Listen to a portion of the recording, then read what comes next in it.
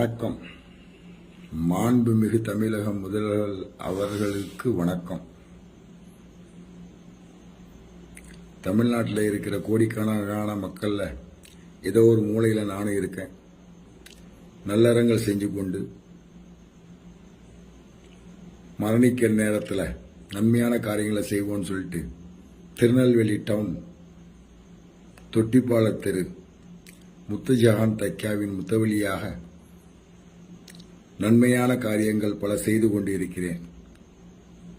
இதை நான் சொல்ல வேணாம், அந்த ஏரியாவில் வக்பு இடத்துக்கு பாத்தியப்படாமல் இருக்கிற மக்களை கேட்டால் அவங்களே சொல்லிக்குவாங்க.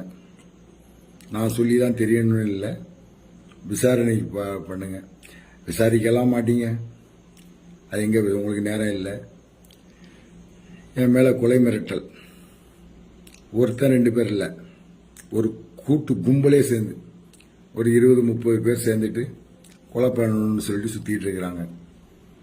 அதில் முக்கியமான நபர் தௌஃபீக். இவர் 9 ஆண்டுகளுக்கு முன் இஸ்லாத்துக்கு முஸ்லீம் மதத்தில் மாறி வந்தவர். எதுக்கு வந்தார்னா அவருடைய நோக்கம் இடம், பணம் சம்பாதிக்கலாம் அப்படிங்கிற நோக்கத்தில் அந்த இடத்துக்கு ஒரு குமாஸ்தாவர் தன்னை வக்கீல் அப்படின்னு சொல்லிக்கிட்டு சுற்றிட்டு இருக்காரு. ஒரு இடத்துக்கு புரோக்கராக வந்தவர் இன்னைக்கு அந்த இடத்துக்கு ஓனருடைய பொண்ணை, அந்த இடத்துக்கு பாத்தியப்பட்டவங்க அந்த பொண்ணை வந்து இன்னொரு புருஷன்ட்ட இருந்து விவாகரத்தை வாங்க வச்சு இவர் கல்யாணம் பண்ணிட்டு இருக்காரு. இது வச்ச போட்ட ஃபோர்ஜரி டாக்குமெண்ட்ல அடமானம் வச்சு ஒரு 10 லட்சம் ரூபா செக் மோசடி வழக்கில் அவருடைய மனைவி நூருநிஷா கைதாகி 5000 ரூபாய் அபராதம் கட்டியிருக்காரு. 6 மாதம் சிறை தண்டனை அப்படின்னு சொல்லிட்டு இருக்காங்க. அதை மேல்முறையீடு அப்பீல் பண்ணியிருக்கிறாங்க. இந்த கொலை மிரட்டலுக்கு மிக முக்கிய காரணம் திருநெல்வேலி டவுன் காவல் ஆய்வாளர் திரு கோபாலகிருஷ்ணன், உதவி ஆணையாளர் திரு செந்தில்குமார், இந்த 2 பேரும் தான் இந்த கொலையை ஊக்குவிக்காங்க. நான் கொடுத்த கம்ப்ளைண்ட் எல்லாத்தையும் ஒன்று சேர்க்கறது அவங்க 2 பேரும் தான். மிக முக்கிய பங்கு. இந்த முஸ்லீமான தௌஃபீக் என்ன பண்ணாரு, தான் பேர் கிருஷ்ணமூர்த்தி அப்படின்னு சொல்லி இந்த சிவில் பிரச்சனையில் ஒரு பொய் கம்ப்ளைண்ட் கொடுக்குறார். கொடுத்து அந்த கம்ப்ளைண்ட் மூலயமா என்னையும் என் மனைவியையும் சேர்த்து பிசிஆர் வழக்கு போட்டுக்கிறாங்க. இப்போ எனக்கு கொலை மிரட்டல் பயந்து ஓடிட்டு இருக்கேன். சாக போற நான் என்ன வேணாலும் பேச முடியும், பேசலாம். எப்படியும் கொண்டுருவாங்க அப்படின்னு தெரியும், பேசலாம்.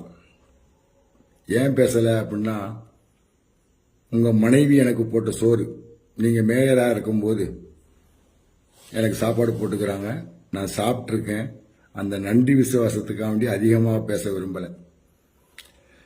பிரச்சனைக்கு வரேன். இந்த பிரச்சனை என்னன்னு காரணம் அப்படின்னு பார்த்தா, ஒரு ஃபோர்ஜரி டாக்குமெண்ட் அமீர் பிவி எழுதி கொடுத்தவன் பாவம், ஒரு 85 வயசு கிளவி சாவ போகும்போது அவ பேர்ல சேர்ந்து இவன் இந்த தௌஃபீக்குடைய கிரிமினல் வேலை அவன் பேத்திக்கு எழுதுறவங்க ஃபோர்ஜரி டாக்குமெண்ட் போடுறான்.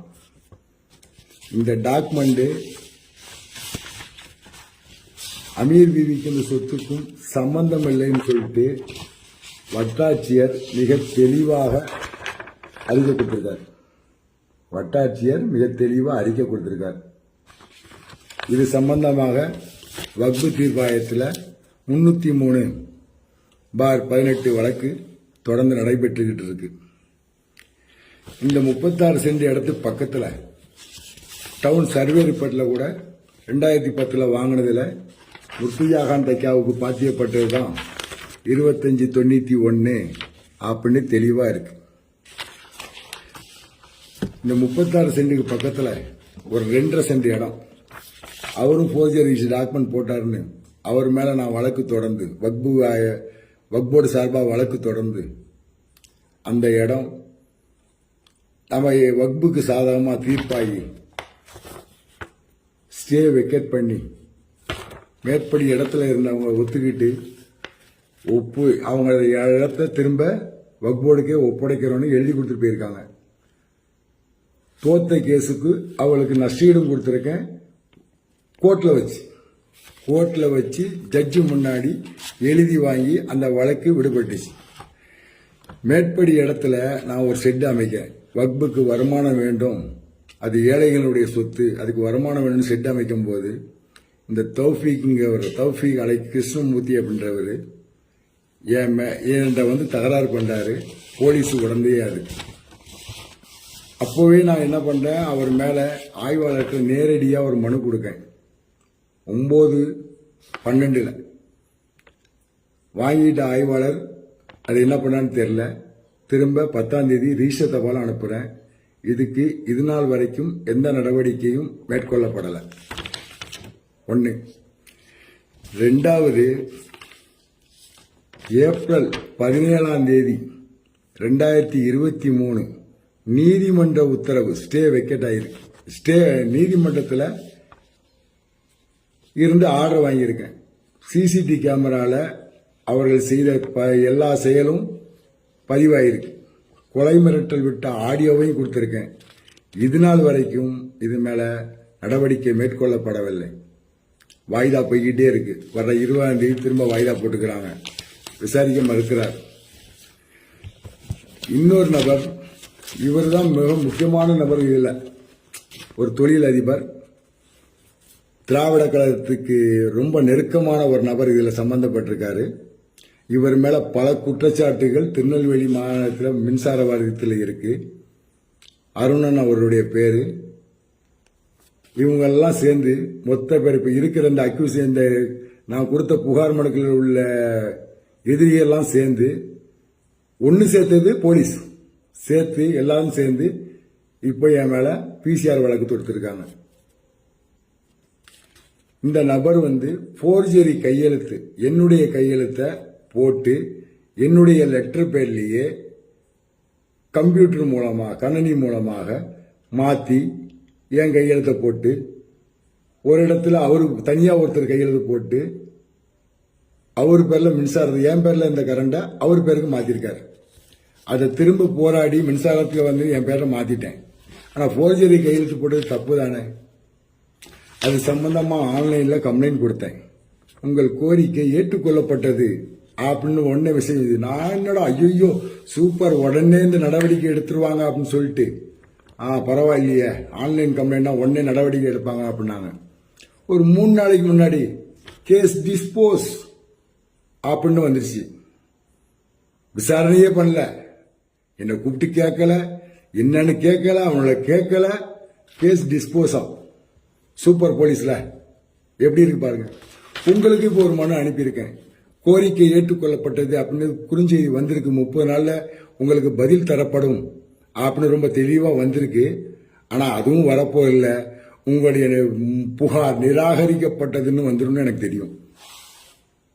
இது போடுறேன்னா தெரியட்டும். மரணிக்கும் போதும் சட்டத்தை மதித்தவனாக மன்னிக்க வேண்டும் என்ற ஆசைதான். இந்த கேஸ் போடாம இருக்கிறதுக்கு உதவி ஆணையாளர் செந்தில்குமார் அவர்கள் என்ற பேரம் பேசினார். அதுக்குள்ள ஆதாரம்லாம் இருக்கு. போட மாட்டேன், எஃப்ஐஆர் தானே பார்த்துக்கலாம், நான் தானே என்கொயரி பண்ணணும்னு சொன்னார்.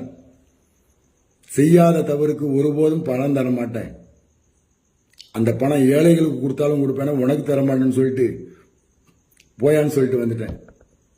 இப்போ ரொம்ப மும்முரமா என்னை கொலை செய்தவனை எனக்கு வக்காலத்து வாங்குற வக்கீலுடைய தகப்பனாருக்கு போன் பண்ணி இந்த தௌஃபீக் போன் பண்றான், மிரட்டுறான். இவனை கேட்கறதுக்கு இங்க ஆளே கிடையாது. நீங்களும் கேட்க போறதில்ல. நன்றி. வாழ்க வளத்துடன். வாழ்க தமிழகம். வாழ்க தமிழக மக்கள். நன்றி.